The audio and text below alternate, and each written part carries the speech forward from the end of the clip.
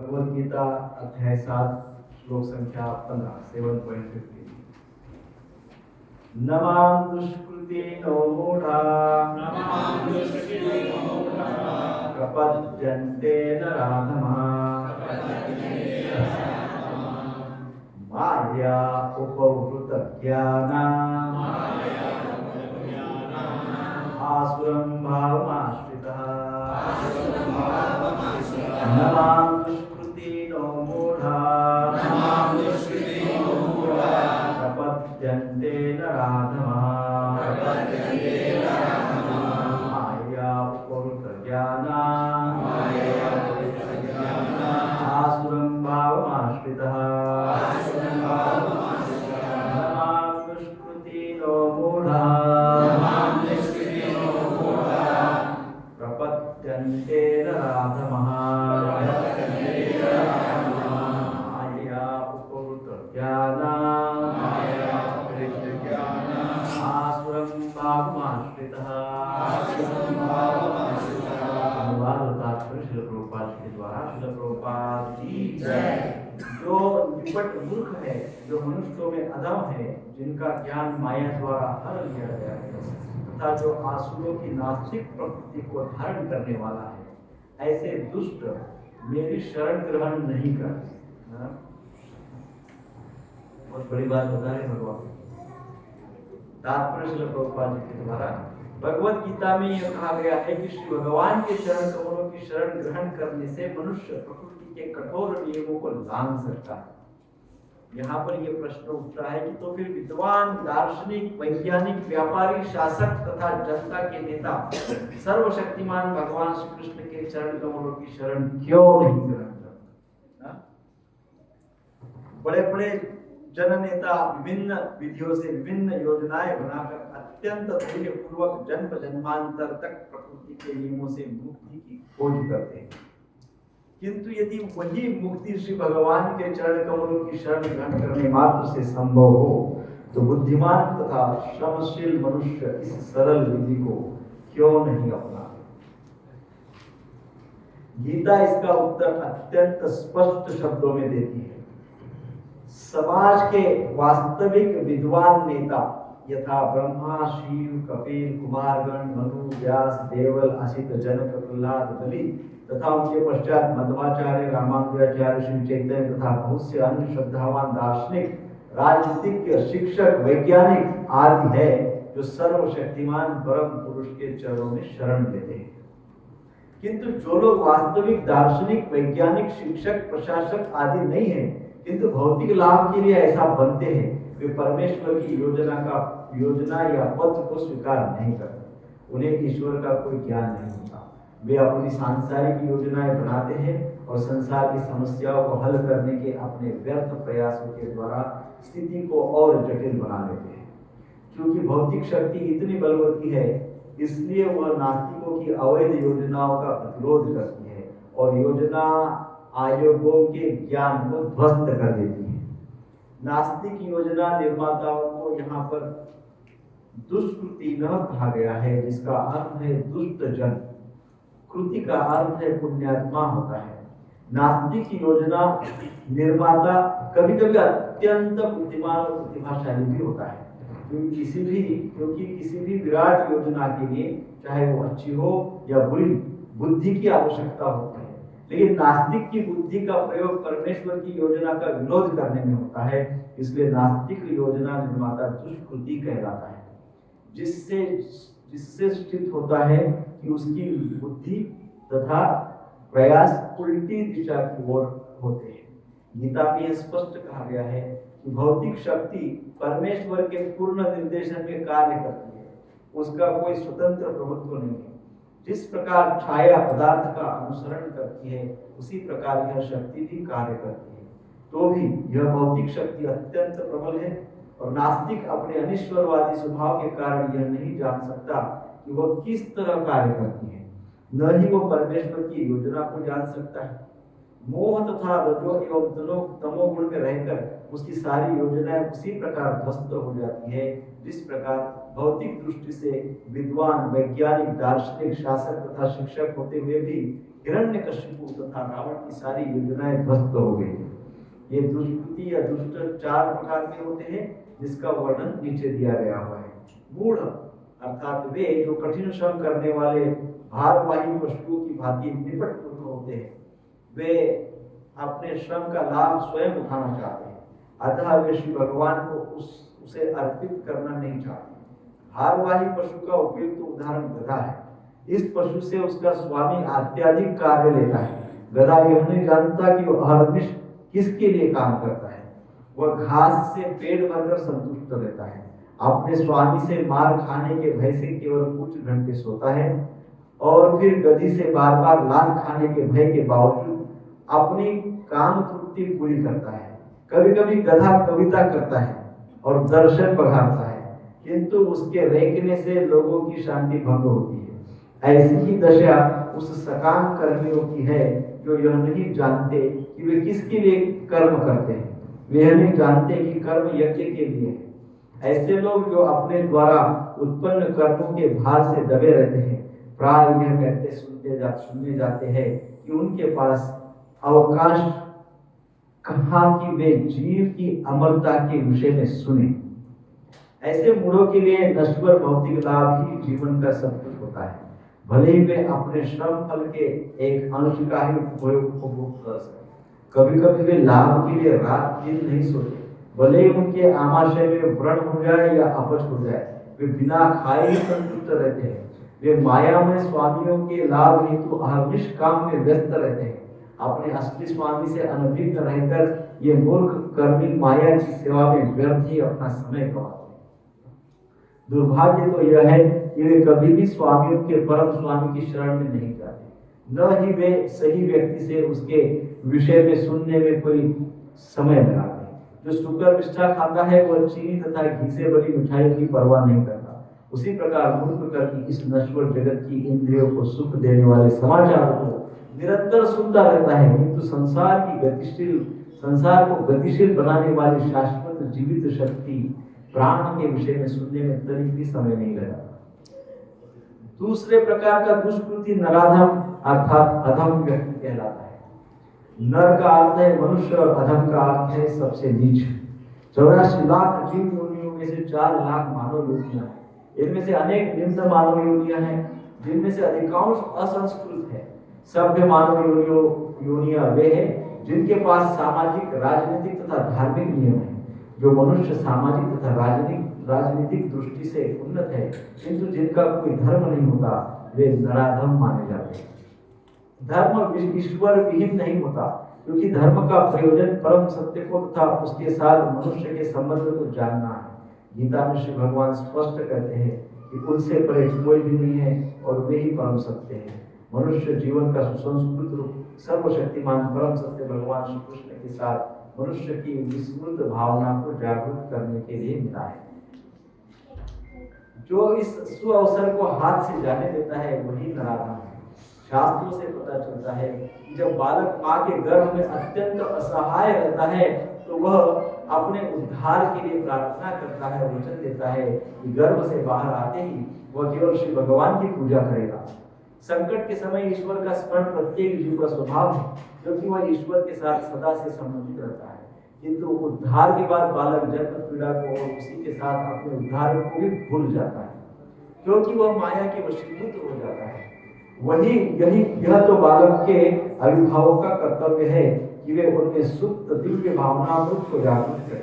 वर्णाश्रम पद्धति में मनुस्मृति के अनुसार ईश भावनामृत को जागृत करने के उद्देश्य से 10 शुद्धि संस्कारों का विधान है, जो धर्म का पथ प्रदर्शन करते हैं। किंतु जब विश्व के किसी भाग में किसी भी विधि का दृढ़तापूर्वक पालन नहीं होता और फलस्वरूप 99.9% जनसंख्या नराधम है। जब सारी जनसंख्या नराधम हो जाती है तो स्वाभाविक है कि उनकी सारी तथाकथित शिक्षा भौतिक प्रकृति की सर्व समर्थ शक्ति द्वारा व्यर्थ की जाएगी। गीता के अनुसार विद्वान पुरुष वही है जो एक ब्राह्मण, कुत्ता, गाय, हाथी तथा चांडाल को समान दृष्टि से देखता है। असली भक्त की भी ऐसी ही दृष्टि होती है। गुरु रूप ईश्वर के अवतार श्री नित्यानंद प्रभु ने 2 भाइयों जगाई तथा मदाई नामक विशिष्ट नराधमों का उद्धार किया और यह दिखला दिया कि किस प्रकार शुद्ध भक्त नराधमों पर दया करता है। अतः जो नराधम श्री भगवान द्वारा बहिष्कृत किया जाता है वह केवल भक्त की अनुकंपा से पुनः अपना आध्यात्मिक भावनामृत प्राप्त कर सकता है। श्री चैतन्य महाप्रभु ने भागवत धर्म का प्रवर्तन करते हुए संस्तुति की है कि लोग विनित भाव से श्री भगवान के संदेश को सुने। इस संदेश का सार भगवद गीता है। विनित भाव से श्रवण करने मात्र से अधम मनुष्यों का उद्धार हो सकता है, किंतु दुर्भाग्यवश वे इस संदेश को सुनना तक नहीं चाहते। परमेश्वर की इच्छा के प्रति समर्पण करना तो दूर रहा। ये नराधम मनुष्य के प्रधान कर्तव्य की डटकर उपेक्षा करते हैं। दुष्कृतियों की तीसरी श्रेणी माया उपहृत ज्ञान की है, अर्थात ऐसे व्यक्तियों की जिनका प्रकांड ज्ञान माया के प्रभाव से शून्य हो चुका है। ये अधिकांशतः बुद्धिमान व्यक्ति होते हैं, यथा महान दार्शनिक, कवि, साहित्यकार, वैज्ञानिक आदि, किंतु माया इन्हें भ्रांत कर देती है, जिसके कारण परमेश्वर की अवज्ञा करते हैं। इस समय माया उपहृत ज्ञान की बहुत बड़ी संख्या है, यहाँ तक कि वे भगवद गीता के विद्वानों के मध्य भी है। गीता में अत्यंत सीधी सरल भाषा में कहा गया है कि श्री भगवान कहा गया है कि श्री कृष्ण ही भगवान है, न तो कोई उनके तुल्य है, न ही उनसे बड़ा। वे समस्त मनुष्यों के आदि पिता, ब्रह्मा के भी पिता बताए गए हैं। वास्तव में वे ब्रह्मा के ही नहीं अपितु समस्त जीव योनियों के भी पिता हैं। वे निराकार ब्रह्म तथा परमात्मा के मूल हैं और जीवात्मा में स्थित परमात्मा उनका अंश है। वे सबके उत्तम, सबके उत्स है और सबों को सलाह दी जाती है कि उनके चरण कमलों के शरणागत बने। इन सब कथनों के बावजूद ये माया उपहृत ज्ञान श्री भगवान का उपहास करते हैं और उन्हें एक सामान्य मनुष्य मानते हैं। वे यह नहीं जानते कि भाग्यशाली मानव जीवन श्री भगवान के दिव्य शाश्वत स्वरूप के अनुरूप ही रचा गया है। गीता की ऐसी सारी अवैध व्याख्याएं जो माया उपहृत ज्ञान वर्ग के लोगों द्वारा की गई है और परंपरा पद्धति से हटकर है, आध्यात्मिक जानकारी के पथ में रोड़े अटकाने का कार्य करती है। मायाग्रस्त व्याख्याकार न तो स्वयं भगवान श्री कृष्ण के चरणों की शरण में जाते हैं और न अन्यों को इस सिद्धांत का पालन करने के लिए शिक्षा देते हैं। नंबर 4, दुष्कृतियों की चौथी श्रेणी आसुरम भावमाश्रिता अर्थात आसुरी सिद्धांत वालों की है। यह श्रेणी खुले रूप से नास्तिक होती है। इनमें से कुछ तर्क करते हैं कि परमेश्वर कभी भी इस संसार में अवतरित नहीं हो सकता, किंतु वे इसका कोई ठोस प्रमाण नहीं बता पाते कि ऐसा क्यों नहीं हो सकता। कुछ ऐसे हैं जो परमेश्वर को निर्विशेष रूप के अधीन मानते हैं, यद्यपि गीता में इसका उल्टा बताया गया है। नास्तिक श्री भगवान के द्वेषवश अपनी बुद्धि से कल्पित अनेक अवैध अवतारों को प्रस्तुत करते हैं। ऐसे लोग जिनके जीवन का एकमात्र उद्देश्य श्री भगवान को नकारना है, श्री कृष्ण के चरण कमलों में के कभी शरणागत नहीं हो सकते। दक्षिण भारत में श्री यमुनाचार्य अलबंदरू ने कहा है, हे प्रभु, आप उन लोगों द्वारा नहीं जाने जाते जो नास्तिक सिद्धांतों में लगे हैं। भले ही आप विलक्षण गुण, रूप तथा लीला से युक्त हैं, सभी शास्त्रों ने आपका विशुद्ध सत्वमय विग्रह प्रमाणित किया है तथा दैवी गुण संपन्न दिव्य ज्ञान के आचार्य भी आपको मानते हैं। अतएव पहला मूढ़, दूसरा नराधम, तीसरा माया उपहृत ज्ञानी अर्थात भ्रमित मनोधर्मी तथा चौथा नास्तिक। ये 4 प्रकार की दुष्कृति कभी भी श्री भगवान के चरण कमलों की शरण में नहीं जाती, भले ही सारे शास्त्र तथा आचार्य ऐसा उपदेश क्यों न देते हैं। ओम अज्ञानतिज्ञानस्य ज्ञानाञ्जनशलाकया चक्षुरुन्मीलितं येन तस्मै श्री गुरुवे नमः। श्री चैतन्य मनोभीष्टं स्थापितं येन भूतले स्वयं रूप कदा मह्यं ददाति स्वपदान्तिकं वन्देऽहं श्रीगुरु श्रीयुतापदकमलं श्रीगुरुं वैष्णवांश्च श्रीरूपं साग्रजातं सहगणा रघुनाथान्वितं तं सजीवं साद्वैतं सावधूतं परिजनसहितं कृष्णचैतन्यदेवं श्रीराधा कृष्णपादान् सहगणा ललिता श्रीविशाखान्वितं हे कृष्णा करुणा सिन्धु दीनबन्धु जगत्पते गोपेश गोपिकान्त राधाकान्त नमोस्तुते भक्तकाञ्चन गौराङ्गी राधे वृन्दावनेश्वरी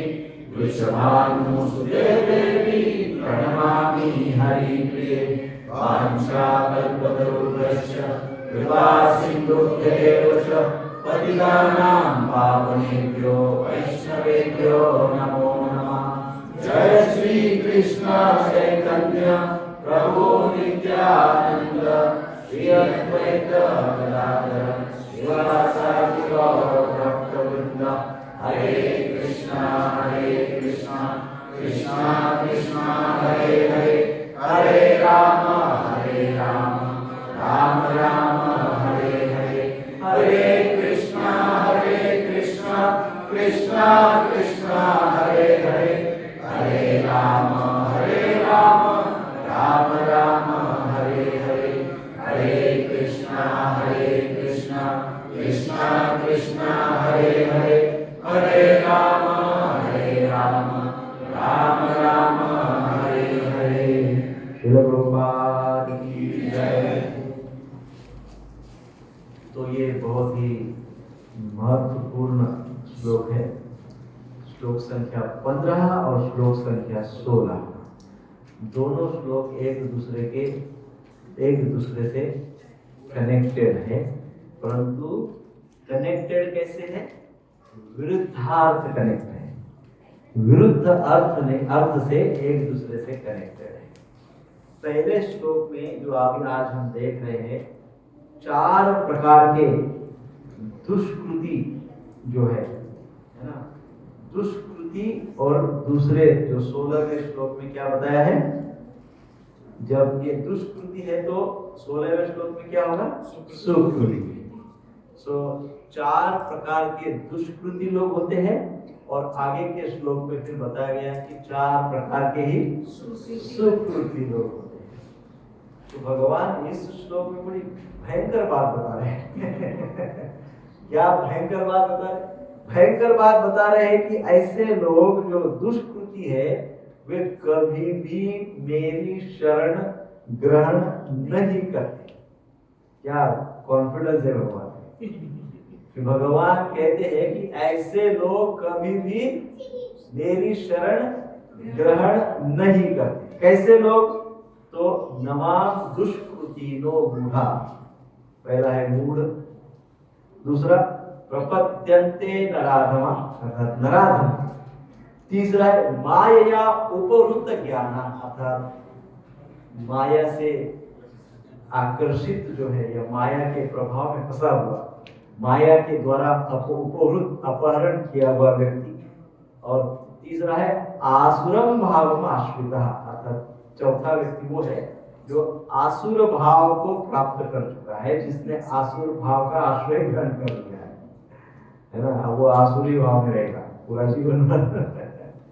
तो ये 4 प्रकार के जो लोग हैं भगवान बोलते हैं कभी भी मेरे शरण में नहीं आना। This is confirm.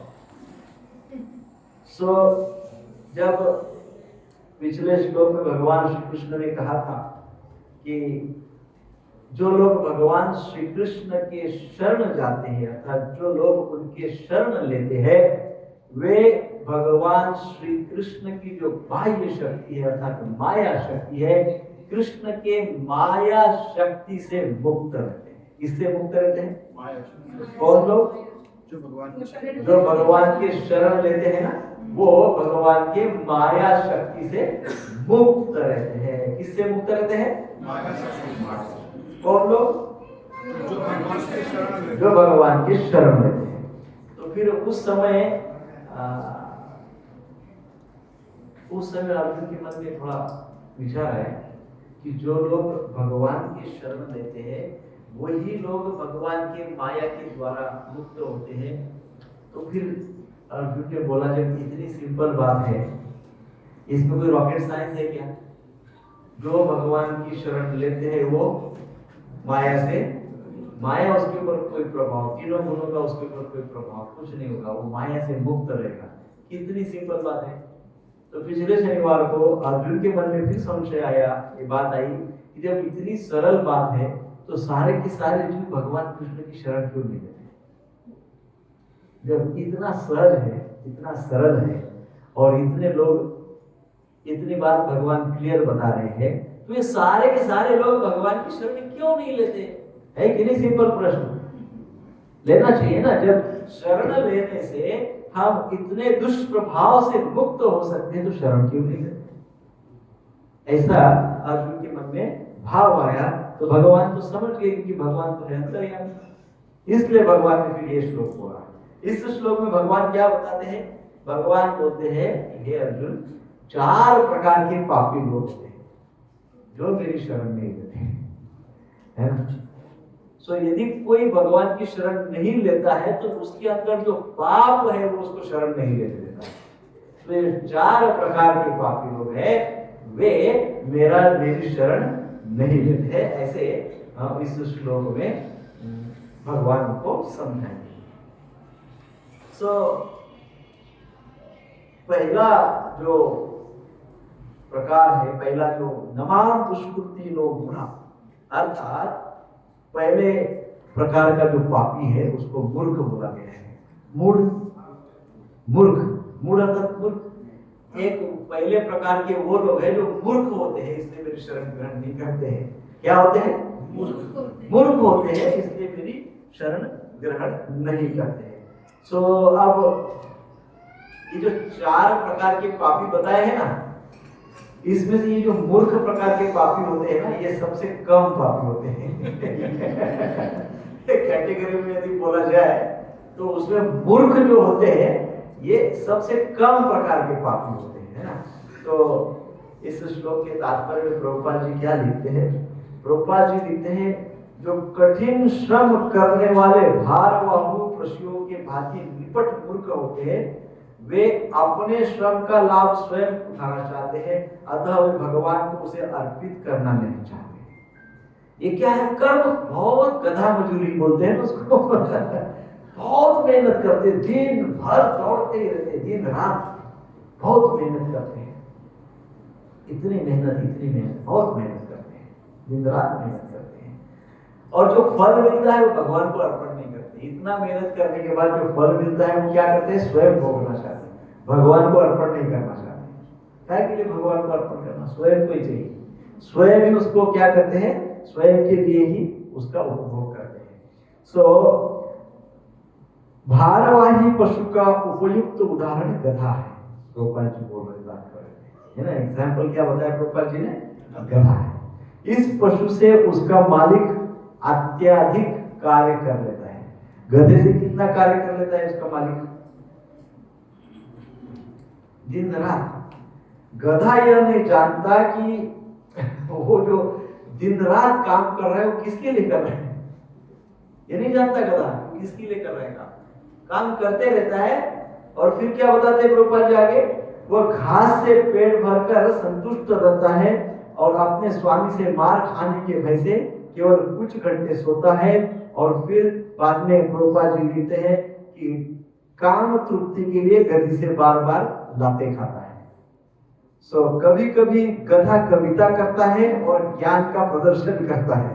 कभी कभी बहुत जोर से चिल्लाता है, वो दिखाना चाहता है कि देखो मैं कितना ज्ञानी हूँ, कितना अच्छा गाना चाहता हूँ, मुझे कितना अच्छा गाना आता है, कितना ज्ञानी हूँ मैं, इतना कर्म करता हूँ, कितना ज्ञानी हूँ। देखो ऐसे होते हैं ना कर्मी लोग, बहुत कर्म बताते हैं।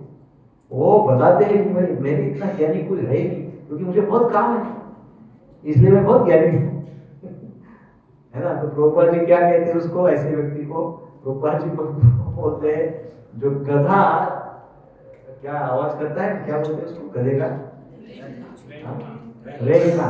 गधे का जो रेंगना है, तो प्रभुपाद जी बोलते हैं ऐसे कर्मी लोगों का दिन भर रात भर काम करने से जो ज्ञान का प्रदर्शन करना है ना, उसको प्रभुपाद जी गधे का रेंगना बोलते हैं। किंतु उसके रेंगने से लोगों की शांति भंग, उसको लगता है कि उसका ज्ञान है, लेकिन लोगों को गधे का गाना अच्छा लगता है क्या? लोगों की शांति भंग हो जाती है उससे, लोगों को अच्छा नहीं लगता है वो, लेकिन वो सोचता है कि लोगों को मेरा ज्ञान बहुत अच्छा लगता है। ऐसी दशा उन सकाम कर्मियों की है जो यह नहीं जानते कि वे किसके लिए कर्म करते हैं। सकाम कर्मी यह नहीं जानते कि वो किसके लिए कर्म करते हैं। कई बार लोग कर्म तो जीवन भर करते रहते, दिन रात, बच्चों को शांत करो, दिन रात कर्म करते हैं, तो दिन रात कर्म तो करते हैं, परंतु दिन रात कर्म करने से उनको ये भी पता नहीं है कि ये कर्म क्यों करते हैं, कर्म का क्या भाव है, क्या इंटेंशन है, क्या गोल है, उससे क्या मिलने वाला है, ये सब कुछ नहीं जानते, बस करते रहो। सो वे ये नहीं जानते कि कर्म किस लिए किए जाते हैं। भगवत गीता में हमने देखा है 4वें अध्याय में, भगवत गीता में कहा गया कर्म को यज्ञ कहा गया। क्या कहा गया? यज्ञ कर्म समुद्भव, यज्ञ कर्म कहा गया है, कर्म को यज्ञ कहा गया है। और यज्ञ में तो हम जो आहुति देते हैं वो किसके लिए देते हैं? भगवान के लिए देते हैं ना। तो कर्म की भी आहुति अर्थात कर्म फलों की आहुति किसको देनी चाहिए? तो कर्म फल जो है वो भगवान को समर्पित करने चाहिए, है ना। परंतु वो जानते नहीं, गधा थोड़ी जानता है उसकी कर्म किसको करना है समर्पित और क्यों करना है। तो इसलिए प्रभुपाद जी बोल रहे हैं क्योंकि वो कुछ नहीं जानता है, इसलिए कर्मी व्यक्ति भी लगभग गधे के जैसे होते हैं। ऐसे लोग जो अपने द्वारा उत्पन्न कर्मों के भार से दबे रहते हैं, प्राय यह कहते सुने जाते हैं कि उनके पास अवकाश कहा कि वे जीव की अमरता के विषय में सुने। ऐसे कई लोग हमको मिलते हैं संसार, है ना, कई लोग मिलते हैं संसार, बहुत काम करते हैं, और कभी आप उनको बोलोगे अरे अभी रथ यात्रा आ रही, आओ रथ यात्रा, जन्माष्टमी आ रही साल में एक बार, बोले कहाँ समय कहाँ है, क्या बोलते हैं टाइम। ये जो वाक्य टाइम नहीं है, इसको प्रभुपाद जी की भाषा में यदि सुने समझे तो प्रभुपाद जी बोलते हो गधे का रेंगना है। आध्यात्मिकता के लिए यदि किसी के पास वक्त नहीं है, समय नहीं है, होता है समय नहीं है, तो क्या समझना चाहिए? हरे कृष्णा कृष्णा कृष्णा हरे हरे राम राम राम हरे। प्रभुपाद जी बहुत विस्तृत बता रहे हैं इस विषय में। ऐसे मूढ़ों के लिए नश्वर भौतिक लाभ भी जीवन का सब कुछ होता है। वो सोचता है कि जो भौतिक लाभ है ना वही सब कुछ है, धन ऐश्वर्य गाड़ी बंगला कार सब घर, यही सब कुछ है, बस ये मिल गया हो गया, सब हो गया, पूरा जीवन सार्थक हो गया, फिर कुछ भी नहीं, एकदम सब मिल गया, संतुष्ट, ऐसा वो सोचता है। भले ही वे अपने श्रम फल के एक अंश का भी उपभोग कर सके, वो अपने जो श्रम कर रहा है, वो जो उसको मिल रहा है, उसका उपभोग भी ज्यादा नहीं कर रहा है, क्योंकि दिन भर रात में तो दौड़ रहा है, तो उसको जो मिल रहा है उसका भी वो उपभोग नहीं कर पा रहा है, उसका भी उपभोग नहीं कर पा रहा है, फिर भी बोलता है कि समय नहीं। बोलो, जो रिसोर्सेस उसको मिले हैं, जो ऐश्वर्य धन प्राप्ति उसको हुई, उसका भी वो अपने लिए उपभोग नहीं कर पा रहा है, ना ही वो भगवान को अर्पण कर रहा है, भगवान को भी अर्पण नहीं कर रहा है, स्वयं को भी नहीं भोग रहा है। तो ये कभी कभी वे अपने लाभ के लिए रात दिन नहीं सोते। हाँ, ऐसे लोग कभी कभी हम देखते क्या नहीं करते, रात भर भी नहीं सोते, दिन भर भी नहीं सोते, भले ही उनके आमाशय में फोड़ा हो जाए, लिवर खराब हो जाए, भले उनका लिवर साइरोसिस, प्रोपा जी ऐसा बोलना चाहते हैं क्या बोलते, सोराइसिस साइरोसिस बोलते हो, लिवर का सोराइसिस हो जाए, अर्थात आमाशय में फोड़ा हो जाए या अपच हो जाए, वे बिना खाए संतुष्ट, खाते भी नहीं, इतना काम करते हैं, खाते भी नहीं, वे मायामय स्वामियों के लाभ हेतु दिन रात काम में व्यस्त रहते हैं। उनके जो स्वामी लोग होते हैं मायामय, ओनर्स बोलो या कंपनीज बोलो या व्हाटएवर बिजनेस बोलो, ये सब स्वामी है। तो वो स्वामियों के लिए दिन रात काम करते हैं, स्वयं के लिए नहीं, भगवान के लिए नहीं, वो स्वामियों के लिए काम करते हैं। अपने असली स्वामी को न जानकर ये मूर्ख कर्मी माया की सेवा में व्यर्थ ही अपना समय गवाते हैं। जो असली वास्तविकता में जो स्वामी है उसको नहीं जानते, वास्तविक स्वामी को न जानकर मूर्ख कर्मी माया की सेवा में व्यर्थ ही अपना समय गंवाते हैं। दुर्भाग्य तो यह है कि वे कभी भी स्वामियों के भी परम स्वामी की शरण में नहीं जाते। अब सारे स्वामियों का परम स्वामी कौन है? वो स्वामियों का जो परम स्वामी है, इनके कभी भी वो शरण नहीं जाते। न ही वे सही व्यक्ति से उसके विषय में सुनने में कोई समय लगाते। और कभी कोई संत महात्मा कुछ बोल रहे हो तो ऐसे व्यक्ति के सुनने में भी वो समय नहीं देते, वो सुनना ही नहीं चाहते, आध्यात्मिक विषयों को सुनना ही नहीं चाहते। जो शुकर मल खाता है वो चीनी तथा घी से बनी हुई मिठाइयों की परवाह नहीं करता, उसी प्रकार मूर्ख कर्मी इस निश्वर नश्वर जगत की इंद्रियों को सुख देने वाले समाचारों को निरंतर सुनता रहता है, किंतु संसार को गतिशील बनाने वाली शाश्वत जीवित शक्ति विषय में सुनने में तनिक भी समय नहीं लगाता है। अर्थात क्या, गधे को गुड़ की, ऐसा बोलते हैं कहावत है, क्या है, गधे को गुड़ खिलाया तो क्या अच्छा लगेगा उसको? क्यों?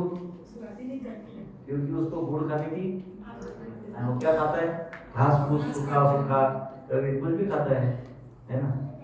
वो क्या कहते हैं, कचरा कूड़ा कचरा सब वो उसमें चलते रहता है। लेकिन कोई जाके उसको गुलाब जामुन खिलाए उसको अच्छा नहीं लगता है, वो थूक देगा, है गुलाब जामुन कौन खाएगा? ऐसा। तो ऐसा ही कर्मी लोग होते हैं, दिन रात कर्म करते हैं, वो सोचते हैं कर्म ही सब कुछ है। अर्थात वो क्या खा रहे हैं, कूड़ा कचरा खा रहे हैं। अब ये आध्यात्मिक लोग उनके पास जाके उनको अध्यात्म का ज्ञान देने का प्रयास करते हैं, गुलाब जामुन देने का प्रयास करते हैं, वो क्या बोलते हैं, बेकार है गुलाब जामुन, मेरा कूड़ा कचरा ही अच्छा है। तो ये महामूर्ख हो गए, ऐसे लोगों को महामूर्ख हो गए। और ऐसे लोग कभी भी भगवान के प्रति सुनने के लिए रुचि नहीं रखते हैं। जीवन शक्ति के विषय में तनिक भी सुनने के लिए वो तैयार नहीं रहते, उनको नहीं सुनना है जीवन शक्ति के विषय में। उनको क्या सुनना है, कल लाख 2 लाख रुपए कैसे मिले, इसका कभी प्लान बताओ। तो यहाँ अभी कितने लोग हैं, 100 50 60 70 100 लोग हैं। यदि कल मैं बोर्ड लगा दूं इस्कॉन मंदिर के बोर्ड गेट के बाहर कि how to become billionaire in 1 hour, उसके ऊपर लेक्चर है, ऐसा बोर्ड लगाओ, कितने लोग आएंगे? तो कोई जगह नहीं मिलेगी सांस लेने को, इतनी पब्लिक आएगी। ये सारे कौन है? इसके ये अपने जीवन को ही नहीं समझ रहे, अपने ही जीवन को ये नहीं समझ रहे। सो इसलिए इनको ये कभी भगवान की शरण नहीं ले सकते। पहला टाइप का भौतिकवादी व्यक्ति की, इसलिए इनको लगभग ही भौतिकवादी हो जाती है। ये लोग कैसे हो जाते हैं? कंप्लीटली भौतिकवादी। तो भौतिकवादी व्यक्ति की अत्यंत दुर्गति होती है। श्रीमद् भागवतम के 3रे स्कंद के अंतर्गत कई उदाहरण हैं, उसमें बताया गया है। हम बहुत वास्तविक डिटेल में नहीं जाएंगे, परंतु 3रे स्कंद के अंतर्गत अध्याय 30 में कपिल देव माता देवहूति से वर्णन करते हैं कि तथाकथित सुख के लिए भौतिकवादी द्वारा जो जो वस्तुएं अत्यंत कष्ट तथा परिश्रम से अर्जित की जाती है, उनको काल रूप परम पुरुष नष्ट कर देते हैं। देखिए आप वही बात बता रहे, जो कर्मी लोग जो जो वस्तुएं अत्यंत कष्ट से परिश्रम से अर्जित करते हैं, है ना, वो क्या बोल रहे हैं? उनको काल रूप परम पुरुष नष्ट कर देते हैं। और इसके कारण फिर बद्ध जीव जो होता है, कर्मी लोग जो होते हैं, जीवन भर शोक करते रहते हैं, है ना। कई सारी जो बातें हैं ये ऐसी होती है कि फिर व्यक्ति को समझ में नहीं आती कि ऐसे क्यों हुआ, और फिर ऐसे क्यों हुआ के चक्कर में शोक करते रहता है। कई बार युद्ध हो जाते हैं, भयंकर युद्ध हो गए, बड़े बड़े 5 स्टार बिल्डिंग ध्वस्त हो। जो अभी कल परसों तक मिलियनरीज थे, वो अभी रोड पे आ गए, भीख मांग रहे हैं खाने के। जहाँ युद्ध होता है ऐसे होता है। दूसरा, जहाँ भयंकर त्रासदी हो जाती है, फ्लड आता है, आग लगती है, फ्लड आता है, क्या क्या होता है, क्षण में समाप्त हो जाता है, सब नष्ट हो जाता है?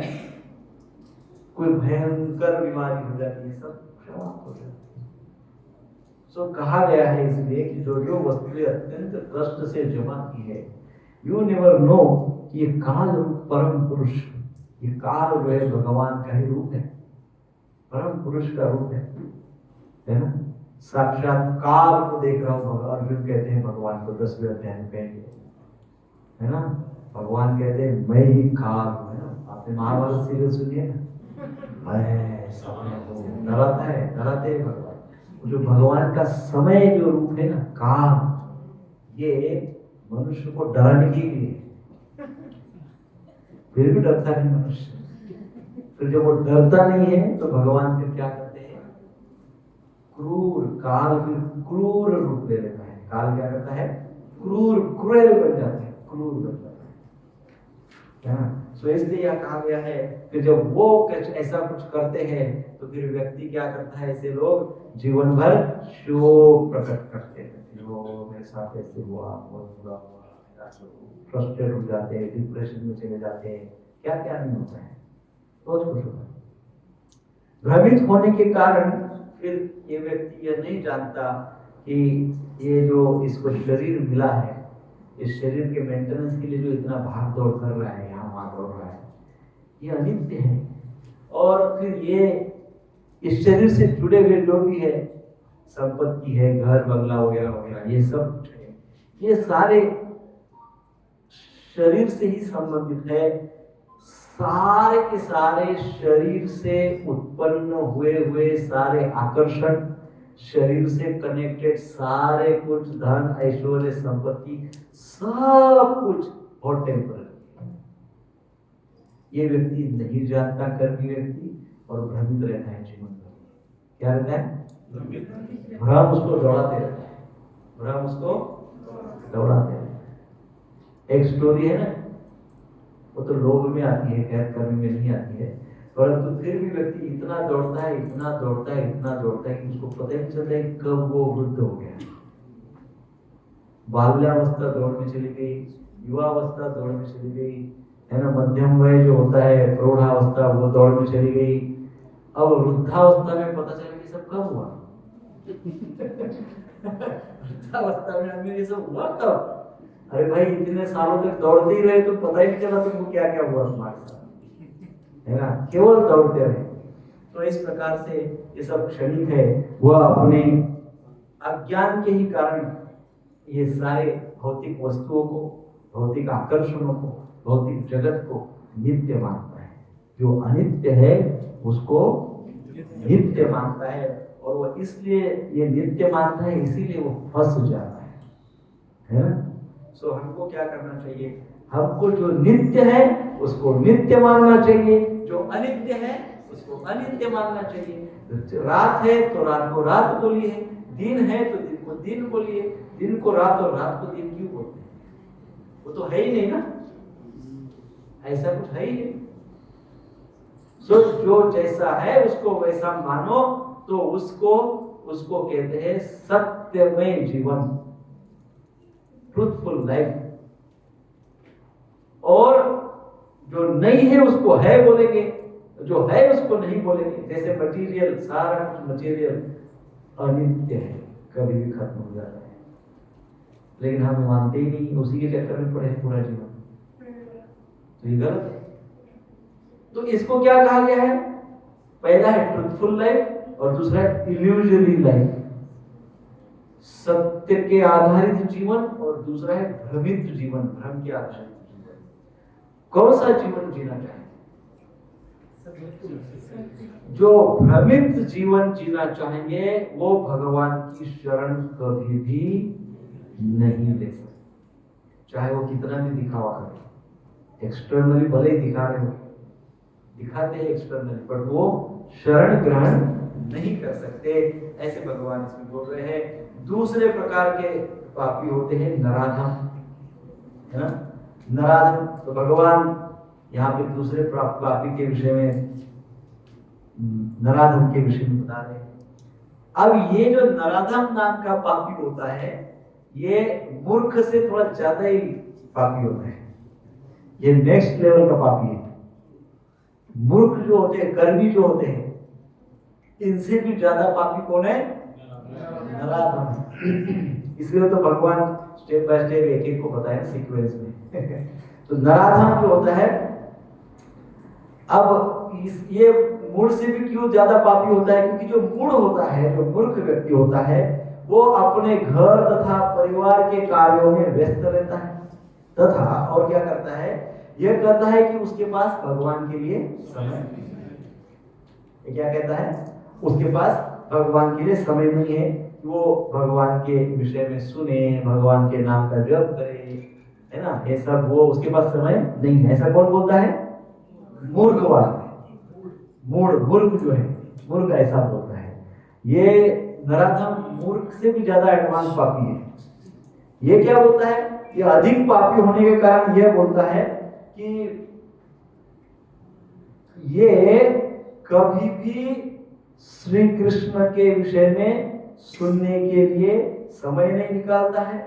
श्रील प्रभुपाद जी इसके विषय में तात्पर्य में क्या कहते हैं कि मनुष्य जीवन परम सत्य भगवान श्री कृष्ण के साथ अपनी विस्मृत भावनाओं को जागृत करने के लिए मिला है। जो इस सुअवसर को हाथ से जान देता है वही नराधम है। तो पहला जो होता है वो उसके पास समय नहीं है कि वो भगवान श्री कृष्ण के विषय में सुने, परंतु नराधम मूर्ख से भी अधिक पापी है, क्योंकि वह पूरा आश्वासन देता है कि वह अवश्य अपना समय निकालेगा, परंतु कभी भी श्री कृष्ण के विषय में सुनने के लिए अपना समय नहीं निकालता है। हाँ, सो वो बोलता है कि मैं भक्ति करूंगा, परंतु कभी नहीं करता है। इसका कभी कभी उदाहरण ये भी दिया जा सकता है कि वो व्यक्ति भक्ति में आता है, भगवान की भक्ति करता है, भगवान की भक्ति शुरू करता है और फिर छोड़ देता है।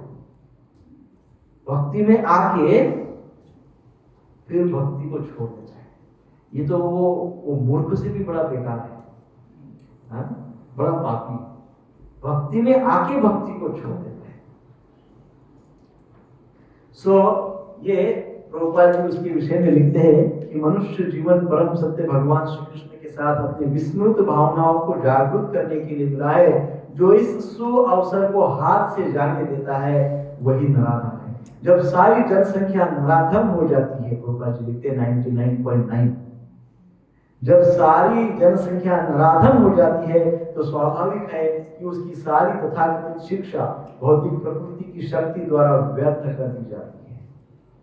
जब सारे के सारे नराधम हो गए, सारे के सारे भक्ति छोड़ दिए, तो क्या होगा?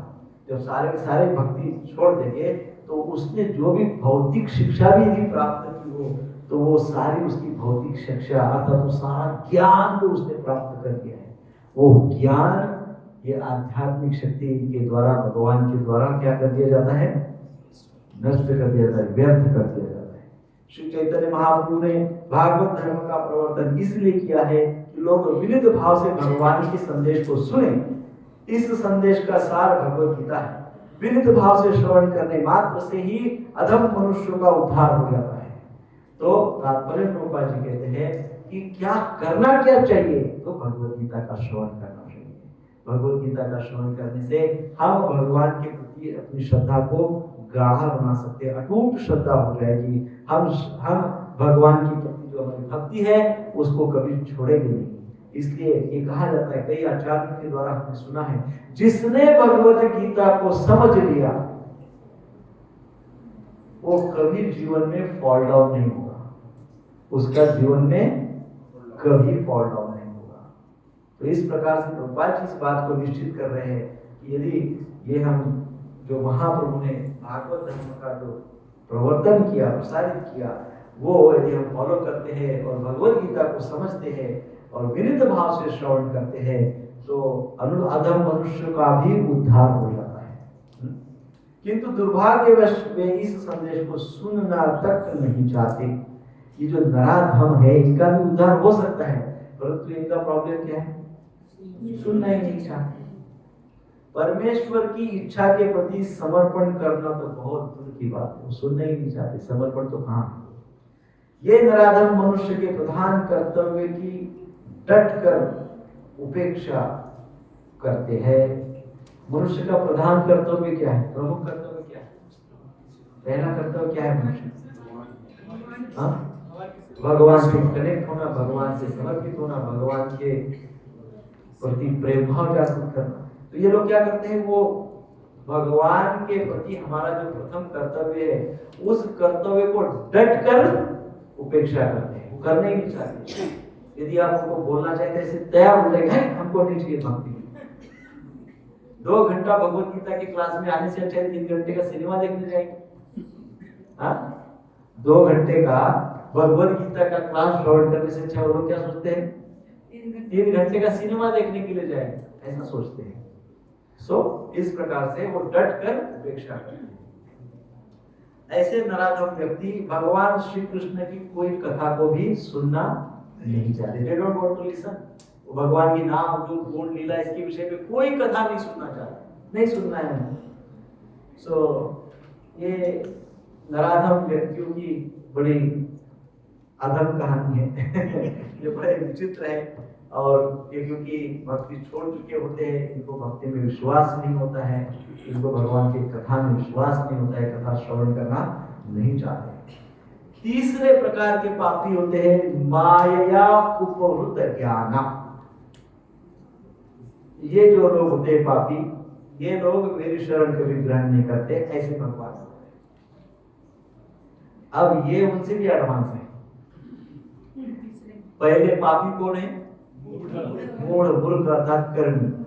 उनसे एडवांस पापी कौन है, नराधम। उनसे भी एडवांस पापी माया उपहृत, माया से उपहृत, ये उनका भी एडवांस वर्जन है, उनसे भी ज्यादा बड़े पापी। नराधम को भगवान श्री कृष्ण के मैसेज को, संदेश को यद्यपि नहीं सुनता, परंतु वो भगवान के उन संदेश में कोई दोष नहीं दिखाता।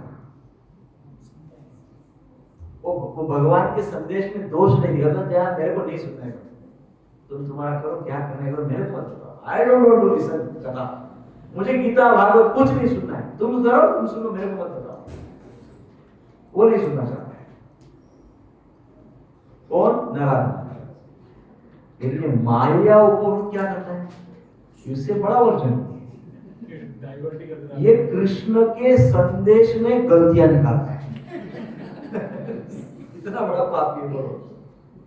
ये क्या करता है, भगवान के जो संदेश है उनमें, क्योंकि ये माया के द्वारा उपहृत है ना, ये क्या है, माया के द्वारा उपहृत है, तो ये क्या करता है, श्री कृष्ण के संदेश को अत्यंत तुच्छ समझते हैं मायावादी।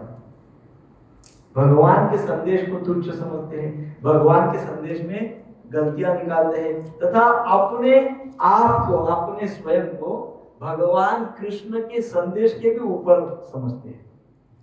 जैसे भगवत गीता का प्रवचन चल रहा है और बोल रहे हैं, भगवान श्री कृष्ण ने कहा, सर्वधर्मान् परित्यज्य माम एकम शरणं व्रज अहम त्वां सर्व पापेभ्यो मोक्षयामि मा शुचः। भगवान श्री कृष्ण ने कहा,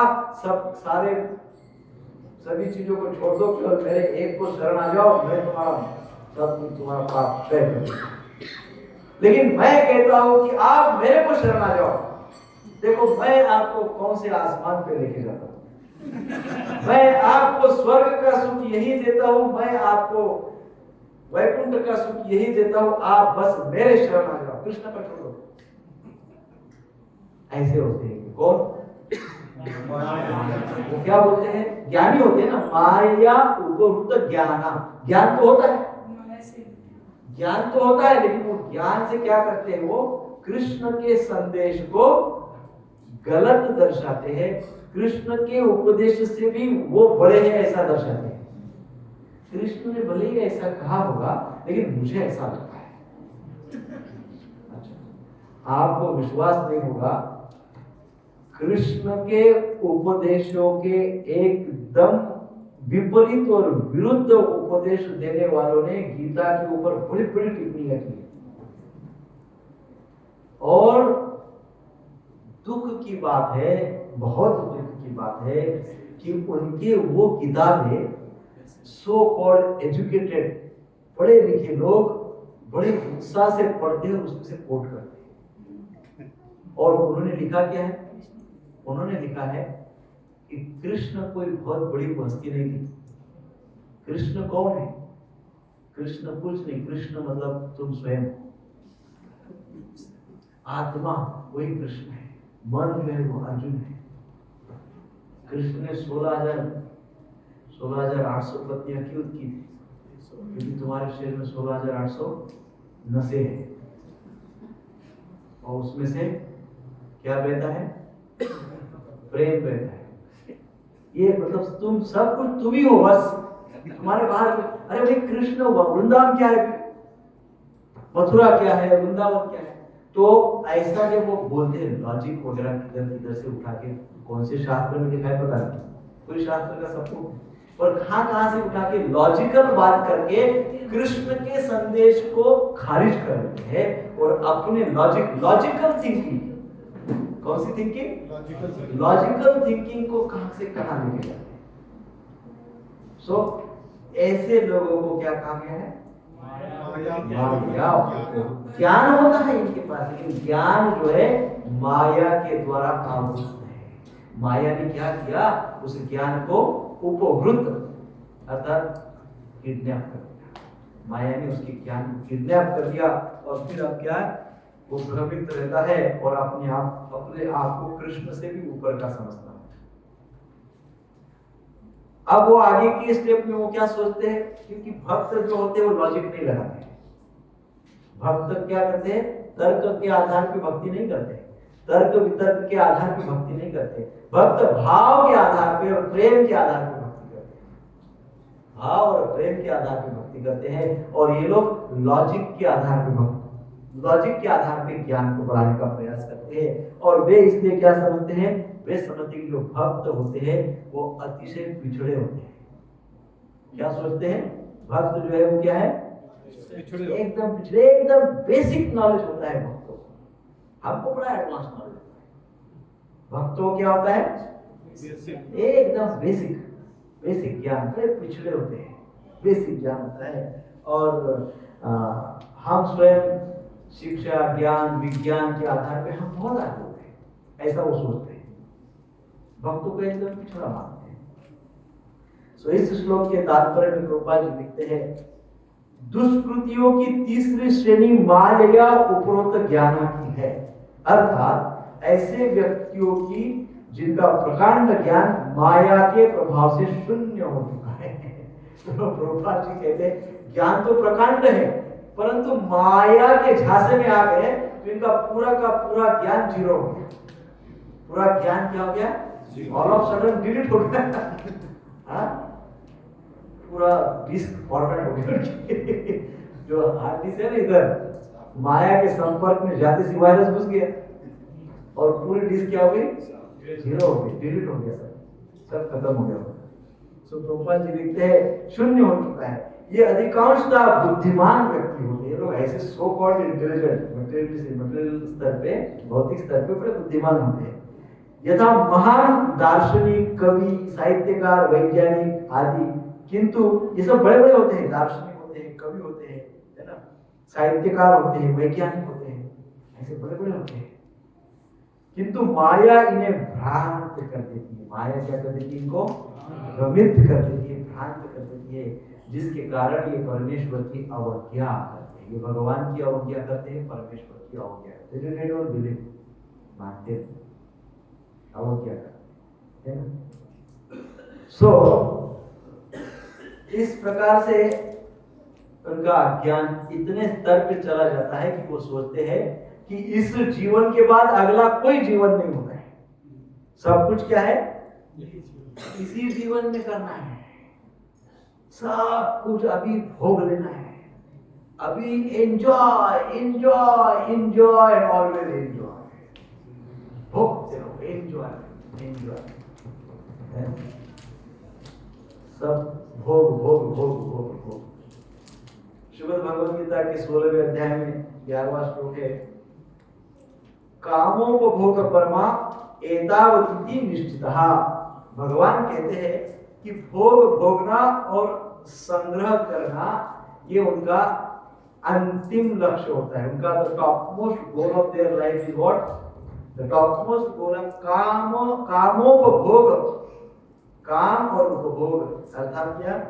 भोग भोगना और संग्रह करना, ये उनका परम लक्ष्य होता है। बस उसमें नई बात क्या है? कुत्ते बिल्ली का भी यही होता है, कुत्ते बिल्ली भी यही करते हैं, उनका भी परम लक्ष्य वही होता है, एंजॉय करना। और बस चींटियां भी देखो तो सब संग्रह करते रहती है। चींटियां बारिश के दिनों के लिए क्या करती है? 8 महीने बहुत काम करती है, पूरा टाइम से लाइन लगा के किधर किधर शक्कर के दाने चुन के लाती है, संग्रह करती है। मनुष्य भी संग्रह करता है और फिर उसको एंजॉय करता है। What is the difference between चींटी एंड मनुष्य? क्या फर्क? कोई फर्क ही नहीं रखा हम। इसलिए यहाँ पे कहा गया है कि उसका यही अंतिम लक्ष्य होता है, और इसलिए वो भयंकर पापी इससे आज के हाथ में सब लाल लाल चींटियां हैं। चलो बार काटिए। संभाल के लाना हाथ नेक्स्ट टाइम। चींटी हो तो मैं प्रणाम करूंगा बस। चींटी का उदाहरण दे रहा हूं इसलिए बोल रहा हूं। चींटी काटने से मुझे उदाहरण याद आया। तो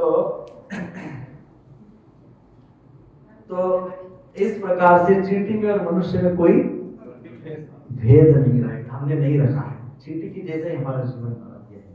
सो इसलिए मनुष्य, गीता में भगवान श्री कृष्ण क्या कहते हैं? गीता में भगवान समझाते हैं कि शरीर और जीव दोनों क्या है? एक दूसरे से भिन्न है। जीव के लिए भी हमको कुछ करना है, शरीर के लिए भी कुछ करना है। हम क्या कर रहे हैं? शरीर के लिए सब कुछ कर रहे हैं। जीव को कभी एक आदमी गुस्सा आ गया तो जाओ और मैं निकल जाओ अपने मायके।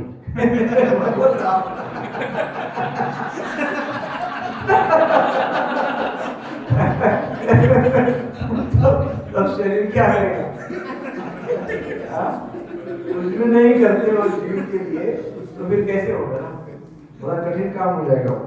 इसलिए माया उपरुत ज्ञाना पद का तात्पर्य यह है कि माया के कारण व्यक्ति की विवेक शक्ति क्षीण हो गई है। क्या हो गई है? विवेक शक्ति। माया के कारण, माया उपरुत होने के कारण उसकी विवेक शक्ति क्षीण हो गई, समाप्त हो गई है।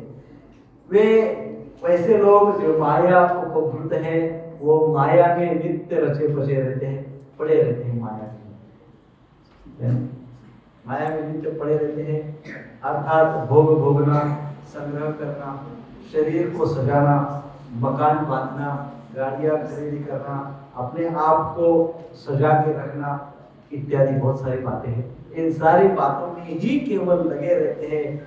और ऐसे जो नित्य परिवर्तनशील बातें हैं, जो नष्ट होने वाली बातें हैं, समाप्त होने वाली बातें हैं, उन सारी बातों को, जो अनित्य, उन सारी बातों को नित्य मानते हैं। और फिर जब ऐसे सारे अनित्य को ही नित्य मानेंगे और ऐसे सारे टेम्पररी बातों को ही अपने जीवन का अविभाज्य घटक बना देंगे और जीव के विषय में कुछ भी नहीं सोचेंगे, तब वो आप सोचिए कि जीव तत्व को कैसे समझेंगे। समझेंगे कैसे समझेंगे जीव तत्व? पूरा जीवन भर यदि वो अपने भौतिकता में लगा के रखेंगे तो जीव तत्व को कैसे समझेंगे और कब समझेंगे? क्योंकि उस विषय की ओर जाने की दृष्टि ही नहीं होती उनकी। They don't have vision। उस विषय की ओर जाने की उनकी दृष्टि ही नहीं होती। हाँ, और ना ही वो प्रयास कर सकते हैं, ना ही उनके पास कुछ उसका भाव ही नहीं होता है, दृष्टि नहीं होती। इस प्रकार से माया उपवृत्त जो है वे लोग बड़े जंजाल में फंस जाते हैं। अपने आप को ज्ञानी तो समझते हैं, परंतु क्या करते हैं? अपने आप के लिए बहुत बड़ा जाल बुनते रहते हैं। कभी भी भगवान की शरण वो लोग ग्रहण नहीं कर सकते। भगवान को ही वो दिशा दिखाते हैं। तो पहले हमने देखा जो ओनली कर्म ही करते, दूसरा कुछ उनको पता ही नहीं। उनको क्या है? केवल कर्म ही करते हैं, वो मूर्ख। दूसरे कौन है? क्या करते हैं? सुनना ही नहीं चाहते। वो उन्होंने भक्ति करके छोड़ी हुई होती है भक्ति, थोड़े बहुत कुछ किया छोड़ दिया, और अब वो सुनना ही नहीं चाहते। बस जैसे लोग है ना, मतलब पहले जो थे वो कर्म ही करते हैं और उधर उनका ध्यान ही नहीं। दूसरे जो है उनका ध्यान था उसमें लगे लेकिन छोड़ दिए, अब वो सुनना ही नहीं चाहते, उनसे ही बड़े पाप। अब तीसरे कौन है? वो भगवान का संदेश पहले सुनना नहीं चाहते थे, वो नराधम, लेकिन वो भगवान के संदेश में दोष नहीं निकालते थे। माया वाले क्या करते हैं? दोष निकालते हैं। नेक्स्ट वर्षन भगवान के संदेशों में दोष निकालते हैं और अपने आप को भगवान से ऊपर बोलते हैं। आप कभी मायावादी लोगों की भगवत गीता सुनिए, आपको लगेगा कि ये जो अभी तक जो कुछ भी चल रहा था, ये जो कुछ भी इतना तर्क, इतना लॉजिक, हर शब्द पे लॉजिक, थोड़ी देर बाद वास्तव में आप अपने आप को भूल जाओगे। क्यों भूल जाओगे? बताएं क्यों भूल जाओगे? नहीं, क्योंकि सर के ऊपर अंदर से है ना जो हैमर होता है ना, हैमर चलाते हैं 15-20 मिनट के बाद आपके सर में अंदर से आपको ऐसा लगेगा कि कोई हथौड़े से आपका सर फोड़ रहा है। आप सुन के देखिए आधा घंटा कोई मायावादी की था। आप अपने आप को अतिशय मूर्ख समझने लगेंगे, क्योंकि आधा पौना 1 घंटा बैठने के बाद आपको उसमें का एक शब्द भी समझ नहीं आएगा। एक शब्द भी आपको समझ में नहीं आएगा, क्योंकि इतना गोल गोल गोल गोल गोल गोल गोल बहुत गोल। सो इसलिए ऐसे ज्ञान से व्यक्ति का भौतिक जीवन भी खराब हो जाता है। तो ये ऐसे प्रकार से माया उपरोध लोग होते हैं। अब चौथा प्रकार बताया गया है, चौथा प्रकार होता है आसुरी भाव। आसुरी भाव भावता है, आसुरी भाव में आश्रित, मतलब आसुरी भाव के आश्रित होते हैं जो मेरी शरण नहीं लेते हैं। भगवान इसमें कह रहे हैं कि माया द्वारा हारे हुए जो लोग हैं उनसे भी डेंजरस ये लोग हैं, क्योंकि वो लोग क्या है, वो भगवान के भजन को, भगवान के भक्ति को अनावश्यक समझते हैं। कौन? माया। वो भगवान की भक्ति को अनावश्यक समझते हैं, परंतु अनावश्यक समझते हैं, गलत समझते हैं, बोलते ये गलत है वो गलत है, ऐसा बोलते हैं माया। परंतु कोई यदि कृष्ण भक्ति कर रहा होगा तो उसको विरोध नहीं करते, बस ठीक है भाई तू कर रहा है तू कर, ठीक है ना, वो ऐसा विरोध नहीं करते। कौन? मायावादी। मायावादी व्यक्ति के सामने आप जाके चुप करते बैठे, वो कुछ नहीं बोलेगा, मूर्ख है बोलेगा अंदर से और कुछ नहीं बोलेगा। परंतु आसुरी भाव वाले लोग आप कीर्तन कर रहे हो क्या, तुरंत पुलिस में जाके कंप्लेंट करते कि हमको आवाज का डिस्टर्बेंस हो। ये लोग कीर्तन कर रहे हैं, हमारा सर दर्द हो रहा है, आवाज डिस्टर्ब हो रहा है, हमको पढ़ाई करना है। हाँ? और अदर टाइम में बड़े बड़े डीजे लगा के सुनेंगे तो उनका कुछ डिस्टर्बेंस नहीं होगा।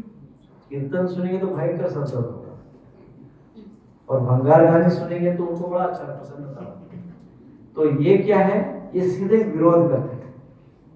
आप विदेशों में कई जगह पे आपको देखेंगे, सब कोई जब कीर्तन करने वाले होते हैं पुलिस को पकड़ के लेके जाती थी, रशिया वगैरह में पूर्व के समय। अभी तो काफी सुधर गया।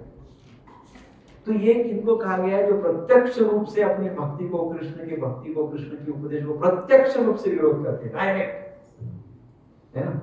सो ये उनसे भी ज्यादा भयंकर पापी है। तो इस प्रकार से ये पापी लोगों की बातें बताई गई है।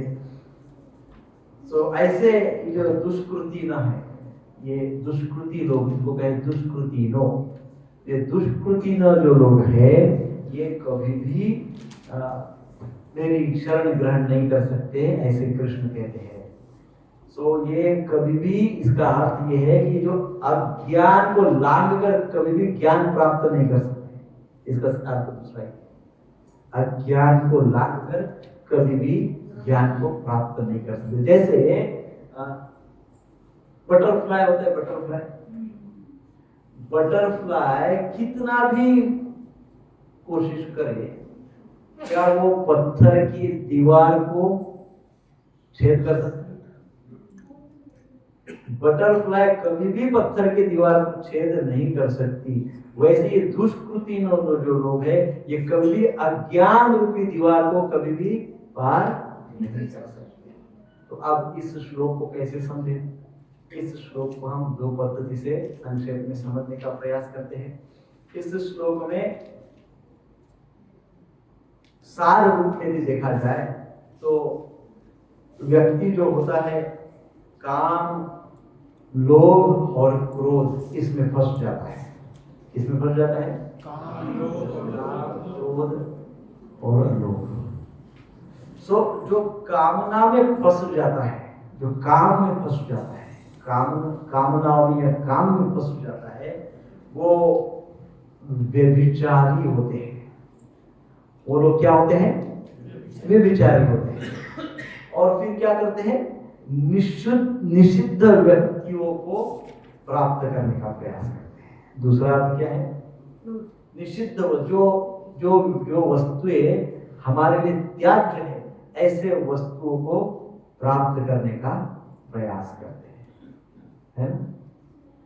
ऐसे वस्तुओं का प्राप्त करने का प्रयास करते हैं, व्यभिचारी होते हैं। का दूसरा अर्थ क्या होता है? जो त्याज्य है उसको प्राप्त करने का प्रयास, जो छोड़ने लायक है उसको पाने का प्रयास करते हैं, है ना। ये होते हैं कामनाओं में फंसे हुए लोग, ये दुष्कृतियों में आते हैं। दूसरी कैटेगरी है लोभ में फंसकर जो लोग रहते हैं। लोभ में फंसकर अर्थात झूठ, कपट, बेईमानी, ये सब आदि से लोग पाप करते हैं, है ना। झूठ बोल के, कपट करके, बेईमानी करके पाप करते हैं। ये भी लोग भगवान की शरण कभी नहीं ले सकते। और तीसरे क्रोध के वशीभूत जो हो जाते हैं, जो क्रोध के वशीभूत होते हैं, अर्थात क्या? द्वेष करते हैं, बैर भाव रखते हैं, दुर्भाव पूर्वक हिंसा करते हैं, दूसरे के प्रति हिंसक विचार रखते हैं, अननेसेसरी। तो ये भी है ना, क्रोध के वशीभूत होते हैं। ये भी लोग भगवान के शरण ग्रहण नहीं कर सकते। तो अब क्या कर सकते हैं? फिर क्या करने, ऐसे लोगों का क्या उपाय है? तो अब ये श्लोक फिर एक बार मैं पढ़ता हूं। नमा दुष्कृतिनो मूढ़ा प्रपद्यन्ते नराधमा माया उपहृत ज्ञान आसुरम भाव आश्रिता। अब हम 9वें अध्याय का 30वां श्लोक पढ़ते हैं।